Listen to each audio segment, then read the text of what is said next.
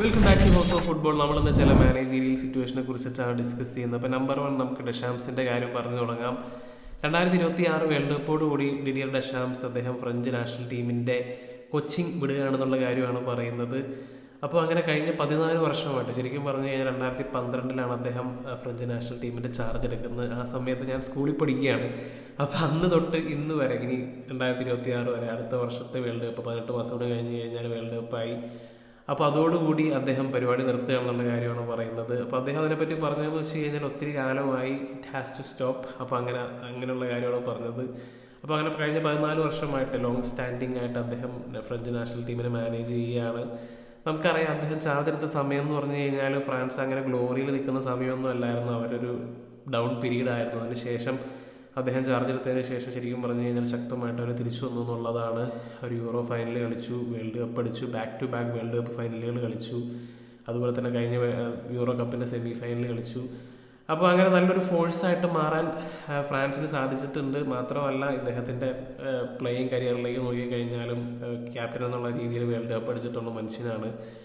അതുപോലെ തന്നെ പല വലിയ ക്ലബ്ബുകളിലും കളിച്ചിട്ടുണ്ട്. ആസ് എ മാനേജർ പുള്ളിക്കാരൻ യുവൻറ്റസിലൊക്കെ ഉണ്ടായിരുന്നു. അവിടെ വെച്ച് അവരുടെ ആ ഒരു ബാൻ കിട്ടിയ സമയത്തൊക്കെ ശരിക്കും പറഞ്ഞാൽ അവർക്ക് പ്രൊമോഷനൊക്കെ നേടിക്കൊടുത്ത് ഇദ്ദേഹത്തിൻ്റെ അണ്ടറിലായിരുന്നു. അപ്പോൾ അങ്ങനെ പ്രൂവൺ ആയിട്ടുള്ളൊരു മാനേജർ അവൈലബിൾ ആയിരിക്കും എന്നുള്ളതാണ് അടുത്തൊരു വർഷത്തേക്ക് വന്നു കഴിയുമ്പോൾ സംഭവിക്കാൻ പോകുന്ന മറ്റൊരു കാര്യം. അതുപോലെ തന്നെ ഇനി ആര് ഫ്രഞ്ച് നാഷണൽ ടീമിൻ്റെ ചാർജ് എടുക്കും? ഇപ്പോൾ ലോങ് സ്റ്റാൻഡിങ് ആയിട്ട് ഫാൻസിൻ്റെയൊക്കെ, ജനറലി ഫുട്ബോൾ ഫാൻസിൻ്റെയൊക്കെ വലിയൊരു ആഗ്രഹമാണ് സിനദിൻ സിദാൻ ഫ്രാൻസ് നാഷണൽ ടീമിനെ മാനേജ് ചെയ്ത് കാണണം എന്നുള്ള കാര്യം. അപ്പോൾ സിദാനാണെങ്കിൽ വലിയ ആഗ്രഹമുണ്ട്. പലപ്പോഴും അദ്ദേഹം വേറെ ജോബൊന്നും ഏറ്റെടുക്കാത്തതിൻ്റെ റീസണൊക്കെ ആയിട്ട് പലപ്പോഴും മാധ്യമങ്ങളിലൊക്കെ വരാറുള്ള കാര്യമാണ് അദ്ദേഹത്തിൻ്റെ കണ്ണ് ഫ്രഞ്ച് നാഷണൽ ടീമിൻ്റെ കോച്ചിങ് ആണെന്നുള്ള കാര്യം. അപ്പോൾ കഴിഞ്ഞ യൂറോ കപ്പിന് ശേഷം അദ്ദേഹം ചാർജ് എടുക്കുമായിരിക്കും എന്നുള്ള തരത്തിലൊക്കെ ഇങ്ങനെ റൂമറുകളൊക്കെ നമ്മൾ കേട്ടുകൊണ്ടിരുന്നതാണ്. പക്ഷേ ശരിക്കും അദ്ദേഹത്തിന് ജോബ് കിട്ടിയില്ല സിദാന്. അദ്ദേഹത്തെ വീണ്ടും വെയിറ്റ് ചെയ്യേണ്ടി വന്നു. ഇപ്പോൾ എന്തായാലും 18 മാസങ്ങൾക്ക് ശേഷം ശരിക്കും പറഞ്ഞു കഴിഞ്ഞാൽ വീണ്ടും ആ ഓപ്പർച്യൂണിറ്റി അദ്ദേഹത്തിൻ്റെ മുമ്പിൽ വരുന്നുണ്ട്. അപ്പോൾ എന്താണ് സംഭവിക്കാൻ പോകുന്നത്? സിദാനെ വീണ്ടും കോച്ചിങ്ങിൽ കാണുമോ എന്നുള്ള കാര്യം നമുക്ക് കാത്തിരുന്ന് തന്നെ കാണാം. അപ്പോൾ എന്താണ് നിങ്ങളുടെ ഫീലിങ്സ് ഈ കാര്യത്തിൽ നിന്നുള്ള കാര്യം തീർച്ചയായും കമൻ്റായിട്ട് ഇടുക.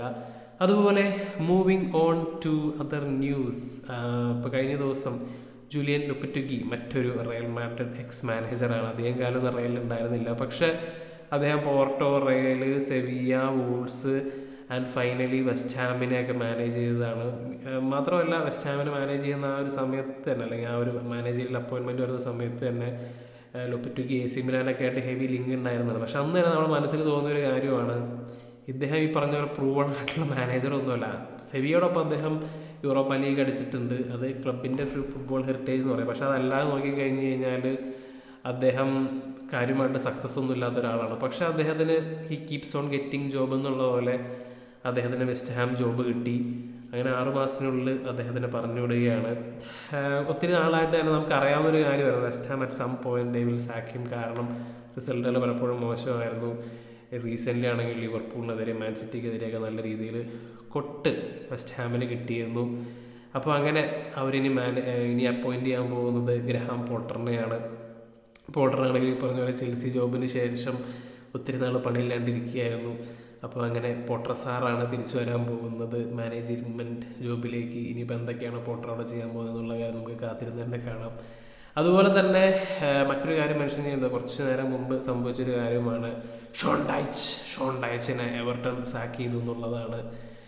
അതും ഈ പറഞ്ഞ പോലെ എക്സ്പെക്റ്റഡ് ആയിരുന്നു കാര്യം. എവർട്ടൻ്റെ കഴിഞ്ഞ കുറേ റിസൾട്ടുകളെന്ന് വെച്ച് കഴിഞ്ഞാൽ അവർക്ക് വിജയമൊന്നും ഉണ്ടായില്ല. കഴിഞ്ഞ 5 മത്സരങ്ങളിലൊന്നും വിജയമൊന്നുമില്ല.